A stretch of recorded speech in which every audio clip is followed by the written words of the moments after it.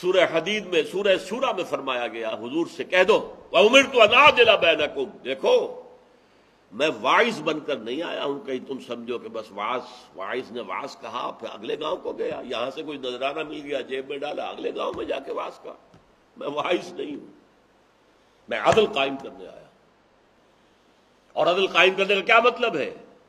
ظالم کا ہاتھ روکوں، ظلم کو ختم کروں، اگر وہ اپنے حق سے زائد لے رہا ہے تو اسے چھینوں، اور جس کو محروم کر رہا ہے اس کو دوں۔ یہ عدل ہے۔ پھر امت کو کیوں قائم کیا؟ فرمایا گیا یہ سورہ نساء میں، یا ایھا الذین آمنوا کونوا قوامین بالقسط شہداء للہ، اے ایمان والو عدل کو، قسط کو قائم کرنے والے پوری طاقت کے ساتھ بن کر کھڑے ہو جاؤ۔